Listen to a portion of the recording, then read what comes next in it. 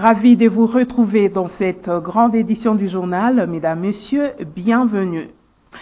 Ouvert le lundi 3 octobre 2022 au Palais du Peuple, les travaux préparatoires de la 27e conférence de parties sur le changement climatique se sont clôturés ce mercredi 5 octobre 2022.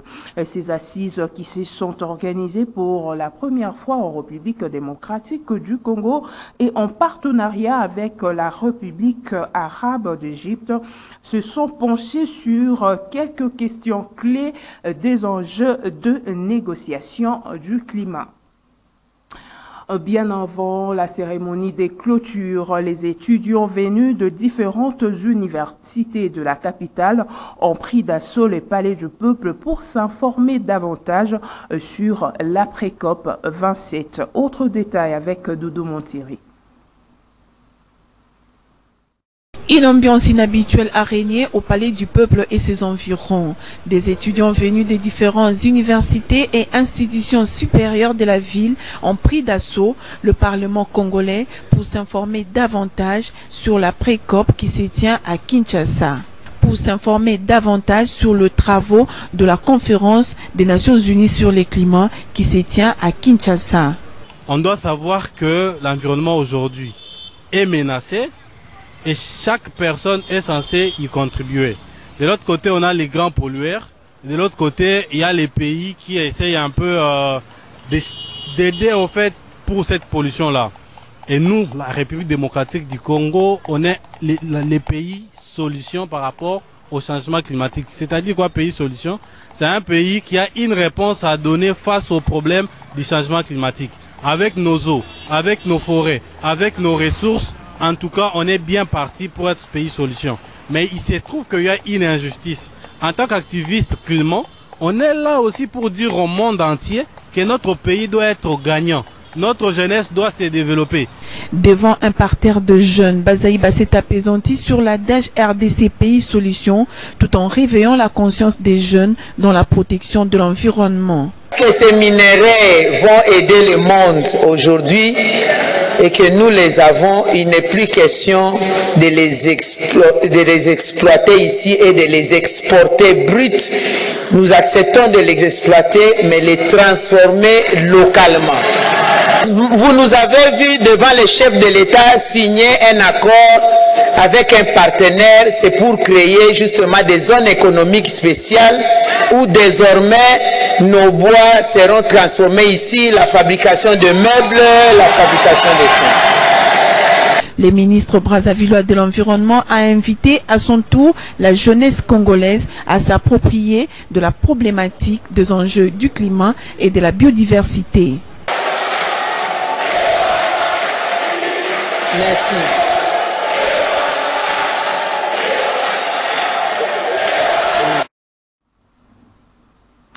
Restons toujours dans le même chapitre. Certaines personnes ignorent encore la teneur de ces assises de la pré-COP 27. Une sensibilisation s'impose. Suivez plutôt ces constats établis pour vous par Doudou Montiri.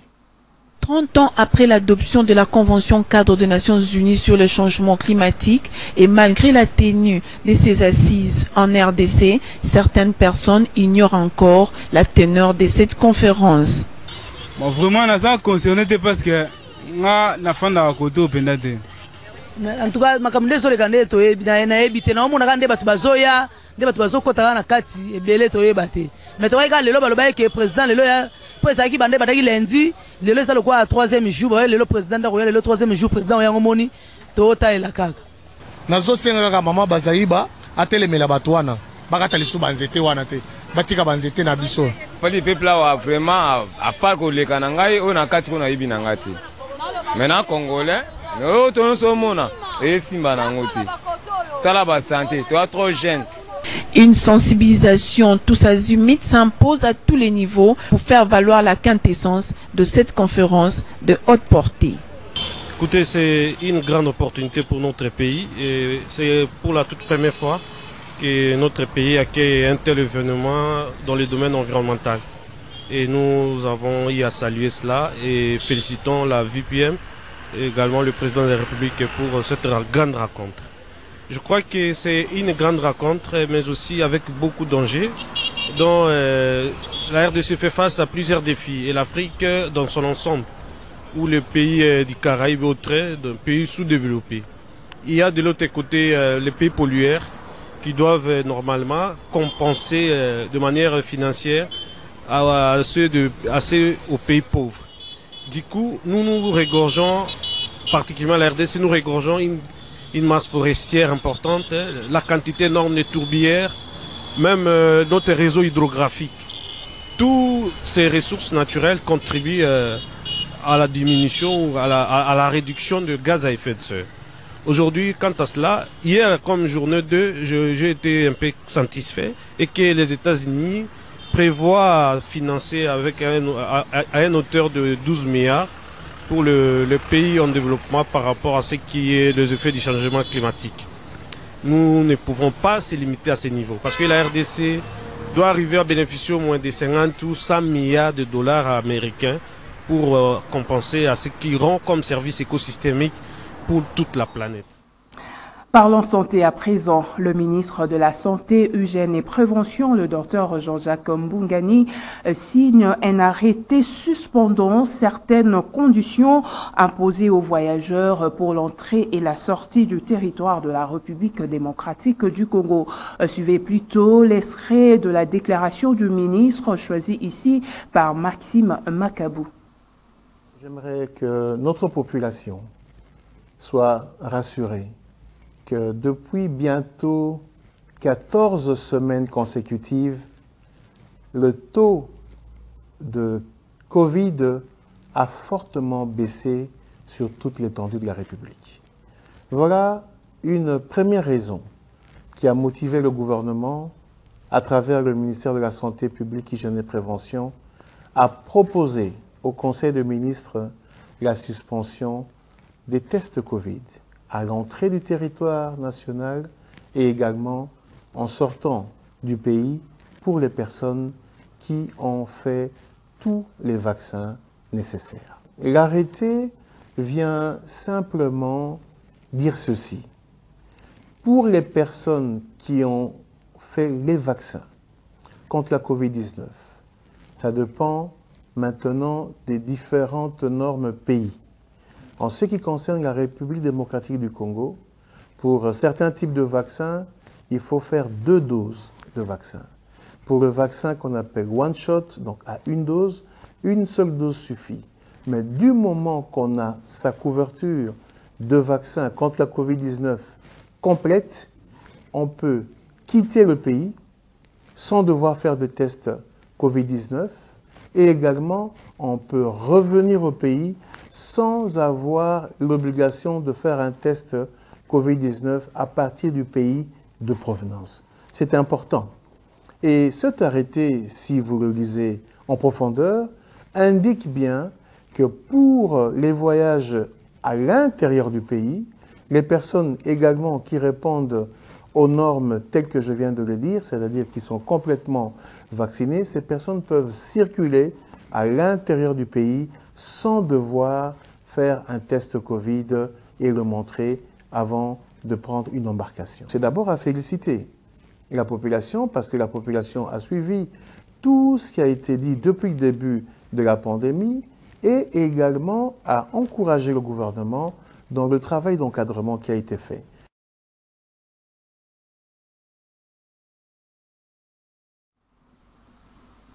Dans un autre chapitre, sachez que les Nations Unies ont révélé plus de 3000 cas de torture et traitements dégradants en 3 ans d'avril 2019 à avril 2022 en République démocratique du Congo, commis 9 fois sur 10 dans les zones de conflit où l'impunité est très répandue. Ces rapports du Bureau conjoint des Nations Unies aux droits de l'homme en RDC et la mission de l'ONU pour la stabilisation en République démocratique du Congo a été rendu public ce mercredi 5 octobre 2022. Le point avec Gisèle Olive Etoko. Selon ce rapport publié par le Bureau conjoint des Nations Unies aux droits de l'homme en RDC et la MONUSCO, couvrant la période comprise entre le 1er avril 2019 et le 30 avril 2022, la grande majorité de cas de torture en République démocratique du Congo se produisent dans des zones touchées par le conflit où l'impunité est très répandue. Les conclusions du BCN-UDH notent que 93% de cas de torture et autres peines ou traitements cruels, inhumains ou dégradants enregistrés affectant 4 946 victimes ont été documentés dans des zones touchées par le conflit armé. Sur ce total, 492 étaient des cas de violences sexuelles affectant 761 victimes. Les membres de forces de défense et de sécurité notent ce rapport seraient responsables de 1293 cas. Outre cela, 1833 cas ont été attribués à des membres de groupes armés qui ont parfois agi seuls, mais qui, dans certaines circonstances, ont soumis les victimes à des actes de torture en connivence avec des membres de forces de sécurité. Le rapport montre que des individus ont subi des actes de torture et de mauvais traitements alors qu'ils exerçaient leurs droits fondamentaux comme la liberté d'expression et de réunion pacifique ou pendant leur détention. Selon le rapport, les violences infligées dans le cadre de l'administration de la justice, des restrictions de l'espace démocratique ou dans de lieux de détention illustrent le caractère répandu de la torture qui se développe dans un contexte de relative impunité dans la mesure où peu de plaintes contre les auteurs présumés de torture et autres peines ou traitements cruels dégradants sont déposés ou aboutissent. L'impunité crée un environnement propice à la poursuite des actes de torture et explique la méfiance de la population envers les forces de l'ordre et le système judiciaire, signale ce rapport de l'ONU. Cependant, la MONUSCO dit continuer de soutenir le gouvernement congolais dans ses efforts pour prévenir et combattre la torture. Changement à la tête de l'état-major général de FARDC avec la nomination du général Christian Chiwewe, le député national élu de Béni, Grégoire Kirochongo, estime que la situation sécuritaire pourra maintenant évoluer dans le sens positif. Il est au micro de notre correspondant à Béni, Joël Kamabou. Avec les nouvelles nominations au sein des FRDC, nous pensons que la situation sécuritaire pourra évoluer dans le sens positif parce qu'il faut dire que l'équipe qui était là avant n'a pas réussi à relever le défi sécuritaire parce que les EDF, ils ont commencé à massacrer il y a déjà plusieurs années. Ils ont même étendu leur activité macabre sur l'Ituri et même en territoire de Béni, là où c'était plutôt calme, comme dans le Rwenzori. Maintenant, ils se sont déportés même vers les environs de Butembo. Voilà, nous pouvons juste constater qu'ils n'ont pas été à la hauteur de la tâche. Ceux qui viennent, nous espérons vraiment qu'ils vont ramener la paix. C'est tout ce que nous espérons en tout cas. Restons toujours dans le Nord Kivu, à Kiwanja, dans le territoire de Rutshuru. Au Nord Kivu, 8 militants du mouvement citoyen Lutte pour le changement Lucha ont été interpellés par les éléments de la police ce mercredi 5 octobre 2022 alors qu'ils organisaient une manifestation pacifique pour exiger la libération des Bunagana, le départ de la MONUSCO, aussi la levée de l'état de siège. Suivez.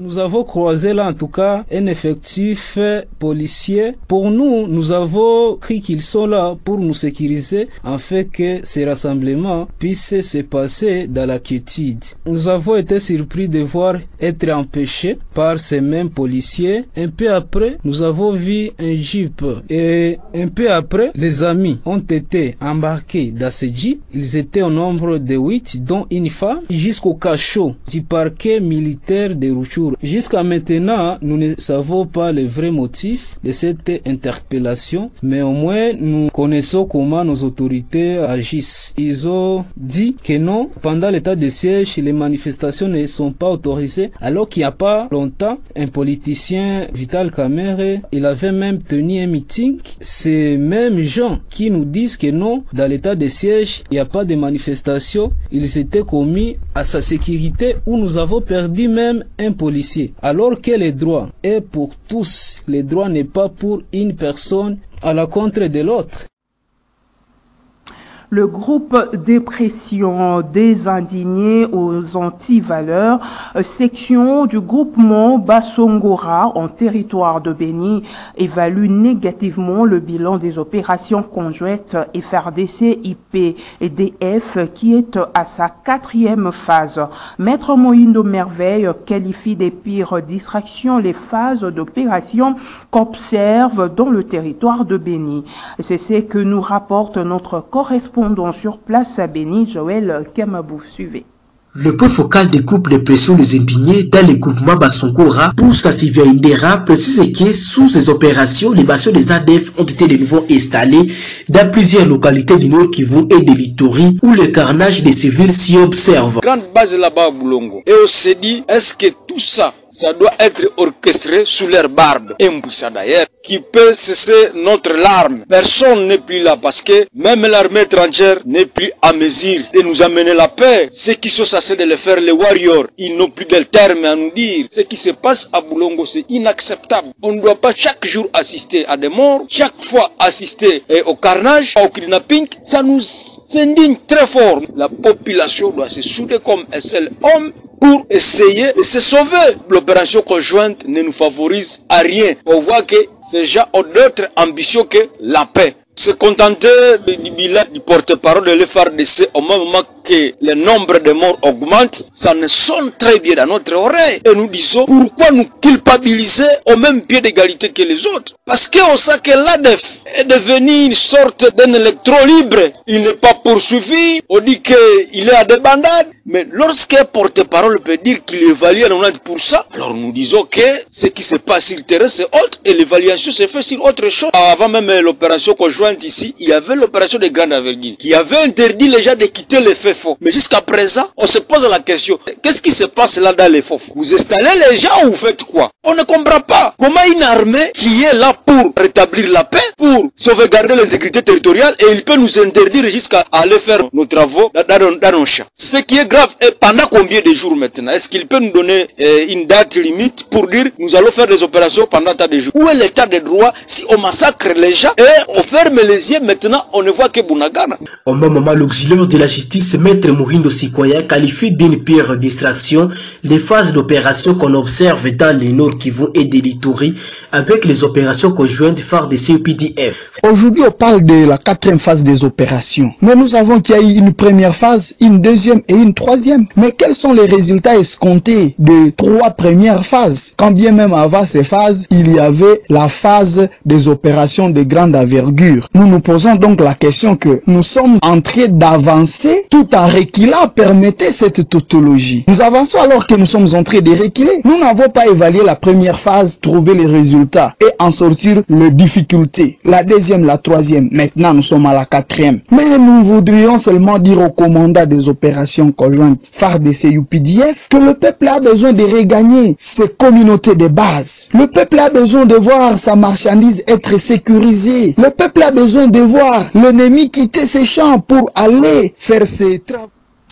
Parlons société à présent, les stations-service à proximité de maisons d'habitation, ces phénomènes est de plus en plus visible à Kinshasa, au quartier Mola, dans la commune de Bandalungwa par exemple. On retrouve des stations-service voisines aux maisons d'habitation, bars et restaurants. Suivez plutôt ces constats établis pour vous par nos stagiaires de l'IFASIC, Souzi, Mozengo, Priscilla, Kabasele, Isaac Kapen et Mehdi Mujinga. À Kinshasa, bon nombre de stations-service sont construites à proximité des maisons d'habitation. C'est le cas ici, dans la commune de Bandalungwa, plus précisément au quartier Mola. La municipalité en compte beaucoup et la plupart sont construites sans tenir compte des normes. Elles sont à quelques mètres près des maisons d'habitation, des bars, des restaurants, voire même des écoles. La situation fait craindre la population qui demeure inquiète quant au risque qui représente cette proximité en pleine cité. L'accent sur cette prolifération qui, du jour au jour, nous voyons les stations se multiplier davantage. En fait, ce n'est pas une mauvaise chose dans le cadre où ça facilite aussi la population. Les véhicules, les motocyclistes et tout ça pour s'approvisionner. Mais le mal, c'est que les endroits que ces gens, que ces commerçants choisissent pour mettre leurs stations, vraiment, ça ne tient pas normalement selon les conditions sanitaires. Pourquoi? Parce que vous voyez que ce tri où les stations créent beaucoup de maladies. Beaucoup de maladies qui...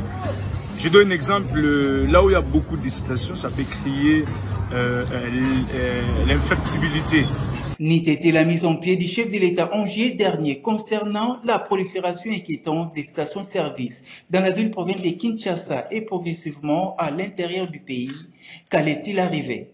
En effet, Félix Tshisekedi avait chargé le ministre concerné sur le sujet de s'assurer que les opérateurs économiques évoluant dans ces secteurs respectent les normes établies et que les données relatives soient bien tenues. Et pour les stations-service qui existaient déjà, doivent-elles fermer et la population victime doit-elle demeurer dans l'insécurité permanente? L'avenir nous le dira. Pour cette population, il ne faut pas attendre l'irréparable pour régulariser la situation et bien recadrer les choses.